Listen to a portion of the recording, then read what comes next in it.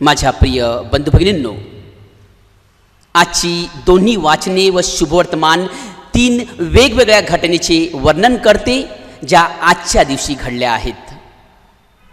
पहिले वाचन आपल्याला वल्हांडण सणाच्या सणाविषयी माहिती देते. इस्रायली लोकांची इजिप्तच्या गुलामगिरीतून मुक्ततेविषयी हे वाचन आहे. दुसरे वाचन हे आपल्याला येशूच्या शिष्यांसह शेवटच्या भोजनाप्रसंगीचे वर्णन करते. ही घटना मत्ते, मार्क व लूक ह्या तिन्ही शुभवर्तमानात आपल्याला आढळते. परंतु आजचे शुभवर्तमान हे येशूने शिष्यांचे पाय धुतले याविषयी आहे, जे आपल्याला फक्त संत योहानाच्या शुभवर्तमानातच आढळते. या तिन्ही घटनेवर आपण चिंतन करीत असताना परमेश्वराचे मानवावरील प्रेम आपल्याला पाहावयास मिळते. अनेक वर्ष इजिप्तच्या गुलामगिरीतून असलेल्या लोकांना परमेश्वर मोशे व अहरोन यांच्या मार्फत इजिप्तमधून सुखरूप काढून वतनभूमीकडे घेऊन जातो. याद्वारे परमेश्वर त्याच्या निवडलेल्या लोकांवरील प्रेम प्रकट करतो. नवीन करारातील दोन अतिमहत्त्वाच्या गोष्टी ही आजच्या दिवशी घडल्या, ज्या ख्रिस्ती जीवनाच्या व ख्रिस्ती उपासनेच्या केंद्रस्थानी आहेत. संत मत्ते, मार्क व लूक आम्हाला येशूने शिष्यांसह वल्हांडण सणाचे जेवण घेतले या प्रसंगाविषयी सांगतात. ह्या भोजन प्रसंगी येशूने परंपरेनुसार फक्त भाकर व द्राक्षरस यावर आशीर्वाद दिला नाही, तर त्याही पुढे जाऊन या आशीर्वादावेळी जे वाक्य उच्चारले ते अतिमहत्त्वाचे आहे. तो भाकरीस स्वतःचे शरीर व द्राक्षरसास स्वतःचे रक्त म्हणून संबोधतो. इतकेच नव्हे, तर त्याने हे माझे शरीर आहे, हे तुमच्यासाठी दिले जात आहे, माझ्या स्मरणार्थ हे करा.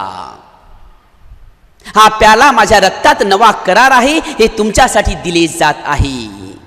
लूक 22:19-20 ह्या शब्दांत त्यांनी त्याचे जीवन आपल्यासाठी अर्पण होत असल्याचे दर्शवून दिले.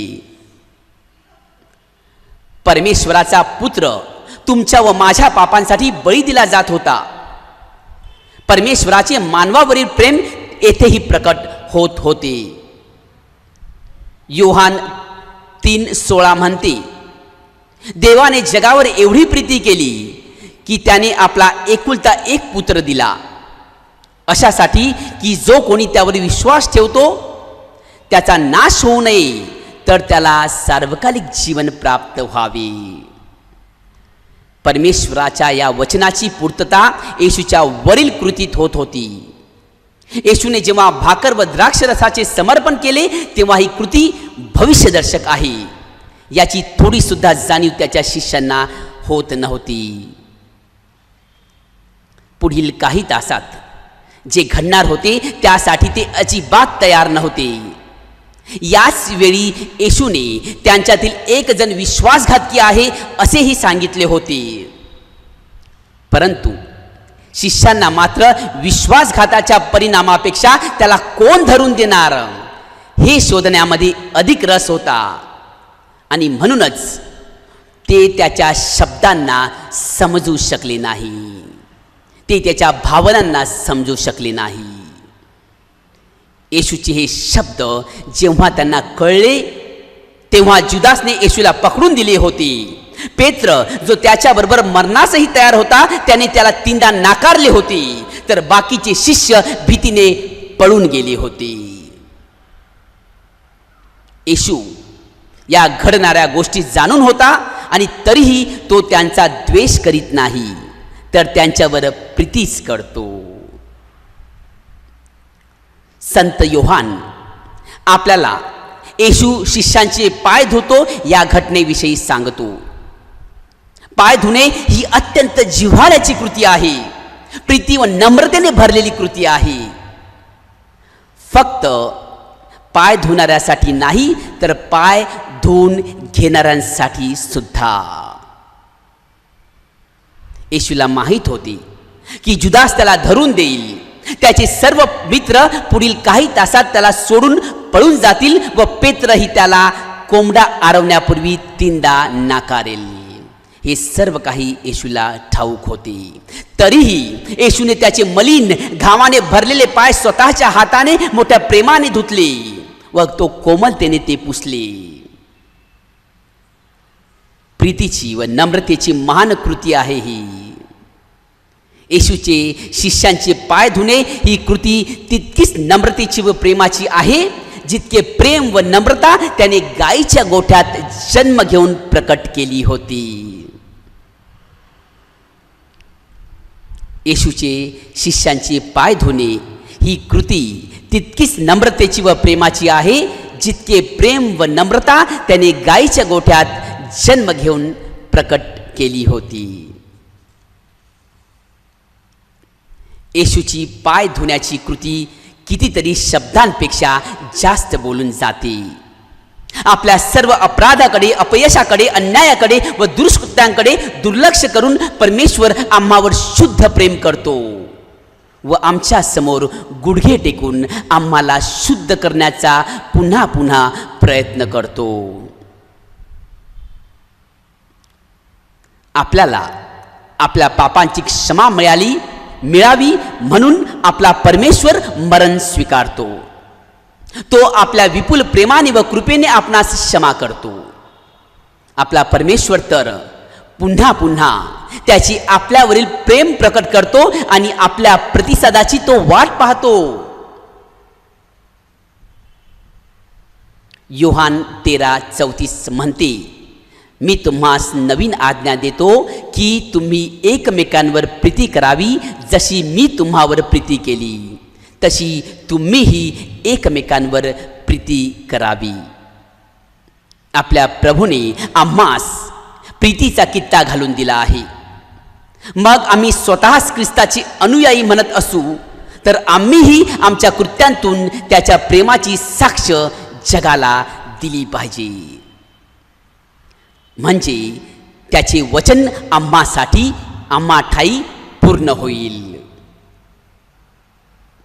तुमची एकमेकांवर प्रीती असली म्हणजे त्यावरून सर्व ओळखतील की तुम्ही माझे शिष्य आहात. योहान 13:35. आज येशूने मिस्सा बलिदान आणि धर्मगुरुपद या 2 संस्कारांची स्थापना केली. माझ्या स्मरणार्थ हे करा असं जेव्हा येशू आम्हाला सांगतो तेव्हा केवळ शेवटच्या रात्रीचे भोजन पुन्हा पुन्हा करणे असे होत नाही.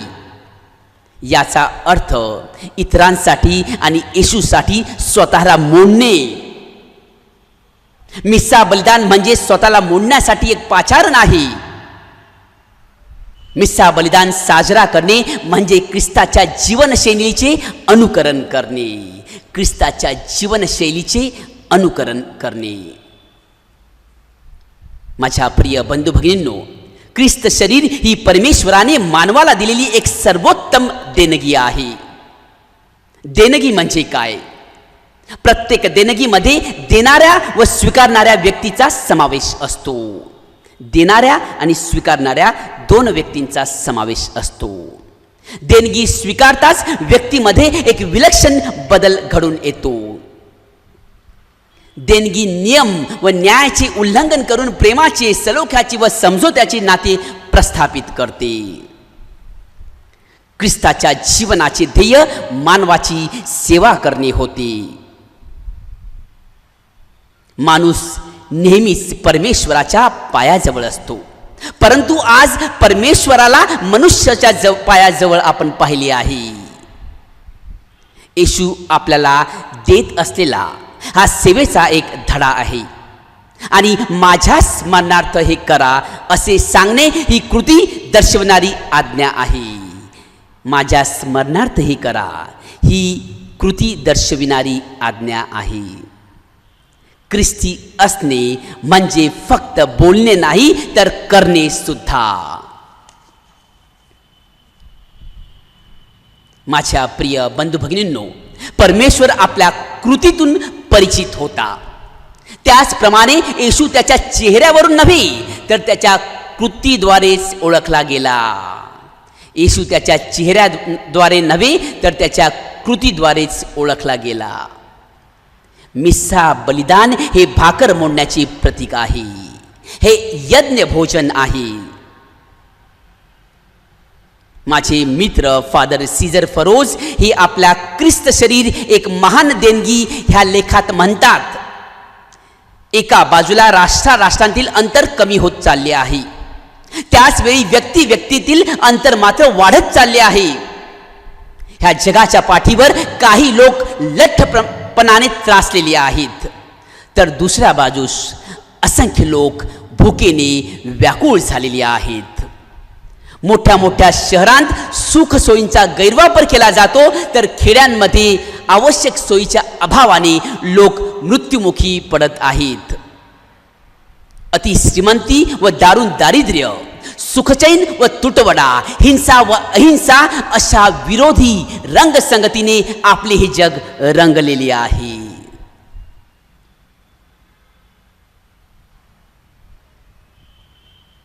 या जगात बरेच लोक आहेत जे उपासमारीने मरत आहेत. आम्हाला त्यांच्यासाठी भाकरी देण्याची गरज आहे. येशू आपल्याला सांगतो की जोपर्यंत आपण त्यांना आयुष्याची भाकर देत नाही, तोपर्यंत आपल्याला जीवनाची भाकर घेण्याचा हक्क नाही. जोपर्यंत आपण त्यांना आयुष्याची भाकर देत नाही, तोपर्यंत आपल्याला जीवनाची भाकर घेण्याचा हक्क नाही.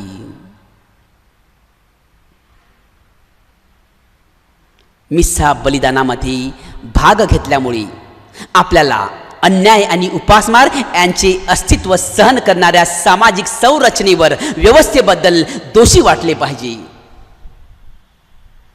म्हणून जेव्हा जेव्हा येशू म्हणतो की मी जे केले तसे करा, म्हणजे जीवन जगण्यासाठी भाकर द्या,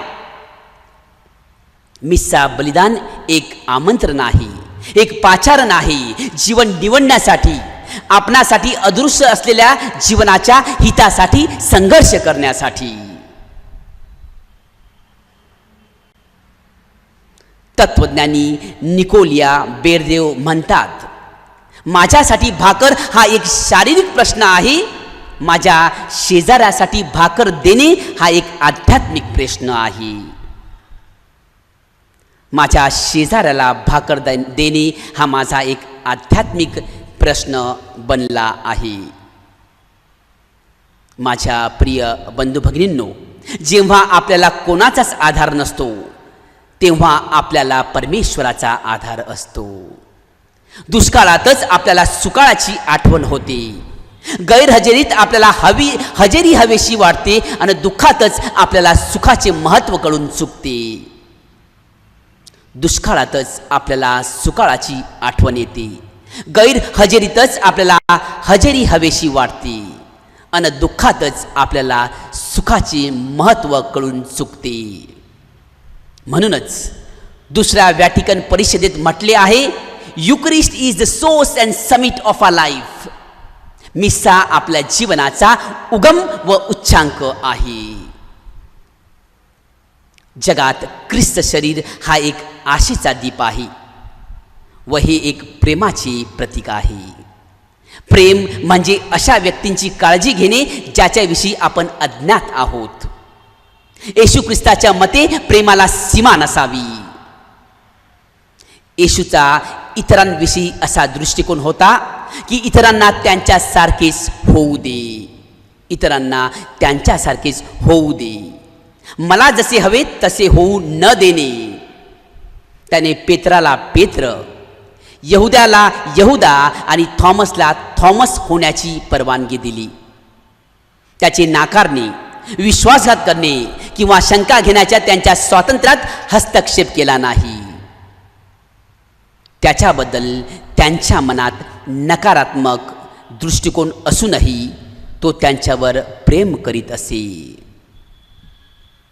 येशूने योहान 15 मध्ये म्हटले आहे, येशूने योहान 15:13 मध्ये म्हटले आहे, माझ्या मित्राकरिता आपला प्राण द्यावा, यापेक्षा कोणाची प्रीती मोठी नाही. आपल्या मित्राकरिता आपला प्राण द्यावा यापेक्षा कोणाची प्रीती मोठी नाही. त्याच्या मृत्यूच्या क्षणी त्याच्या हातात काहीच नव्हती, तर फक्त मनुष्यांद्वारे मारलेल्या खिळ्याशिवाय दुसरे त्याच्या हातात काहीही नव्हते. त्याने आपली भौतिक मालमत्ता म्हणजे आपले कपडेही दिले. त्याने आपले एकमेव रक्ताची नाती, त्याची आई ही जगासाठी दिली आणि त्याने शेवटी आपले जीवन आपल्यासाठी वाहिले, आपल्यासाठी समर्पण केले. येशूचे संपूर्ण जीवन म्हणजेच देणे होते. जे मी केले आहे तसे करा, अशा शब्दांत तो आपल्याला आज्ञा देत आहे. आज आज्ञा गुरुवार आहे आणि आजच्या दिवशी येशू आपणास आज्ञा करीत आहे. जे मी केले आहे तसे करा, अशा शब्दांत तो आपल्याला आज्ञा देत आहे. त्याचे अनुकरण करण्यासाठी आपण तयार आहोत का?